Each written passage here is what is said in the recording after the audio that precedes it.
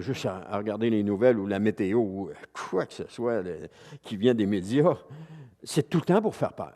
Je m'étais aperçu il y a plusieurs années qu'il y avait des campagnes de peur qui se faisaient. Je m'étais rendu compte de ça. Et puis, j'avais fait remarquer ça à Anne. J'ai dit, as-tu remarqué, il y a des campagnes de peur. Et ça venait comme des vagues. À un moment donné, il y avait quelque chose qui était lancé. Et puis là, tout le monde avait peur.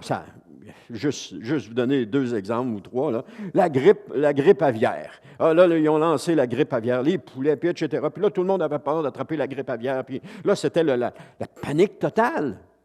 Ensuite de ça s'est calmé. Tout à coup, il y a eu la grippe porcine. Ah là, c'est la grippe porcine. Tout le monde va attraper, tout le monde va être malade. Ça peut se transférer d'un animal à un être humain, etc. Et là, c'était la panique totale encore une fois. Tout le monde avait peur. Il y avait ces vagues-là qui étaient là. Et il y a toujours eu ces vagues-là. Et là, la dernière vague, c'était, je vais le dire, c'était la COVID. Mais là, cette dernière vague-là a duré plus longtemps, avec beaucoup plus de pression, puis avec beaucoup plus d'ampleur, si on veut. Et là, il va s'en venir d'autres choses. Ça va être quoi? Je ne sais pas ça va être quoi. Mais il va y avoir encore quelque chose qui va faire peur et qui va s'étirer, etc., parce que c'est le quotidien dans lequel on vit maintenant. C'est pour ça qu'on a besoin de Jésus.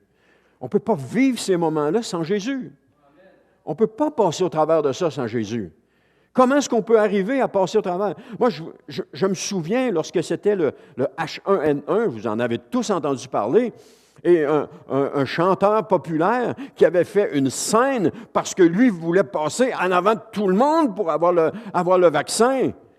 Et là, ça mettait le trouble partout. Lui voulait passer. Lui, il était plus important que tout le monde. Il voulait passer avant tout le monde. La panique de cette personne-là. Et ça, c'est juste un exemple parce que c'est un chanteur connu. Mais imaginez toutes les autres personnes qui étaient paniquées.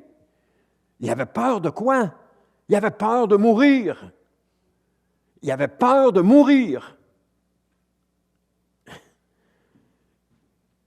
C'est fou ce qu'on peut faire quand on a peur de mourir. Pourquoi on a peur de mourir? Parce qu'on ne sait pas où est-ce qu'on s'en va. On n'a aucune idée de là où on s'en va, et puis c'est ça qui nous fait peur. Mais quand on sait où est-ce qu'on s'en va, comme Paul disait, la mort m'est un gain, parce que ça va être beaucoup mieux, mais que j'arrive de l'autre côté. Puis s'il y en a un qui a vécu des choses difficiles, c'est bien l'apôtre Paul, qui a vécu ces choses-là, puis qui a été lapidé, qui a été laissé pour mort, qui a été frappé de verge, qui a été mis en prison, qui a été fouetté, etc., qui a été calomnié, tout ce qu'il n'a pas pu vivre.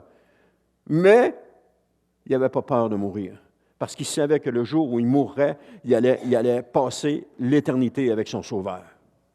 Et c'est ça que tout chrétien devrait avoir. On ne devrait pas avoir, ça ne devrait pas être une peur de mourir, mais on ne doit pas forcer la mort, on ne doit pas provoquer la mort, mais on peut avoir cette espérance de dire, Seigneur, j'ai hâte que tu viennes.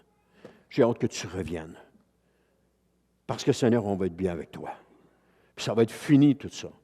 Parce qu'on le veuille ou non, il y a une tension sur la terre présentement. Il y a des tensions qui sont là et qui nous font peur.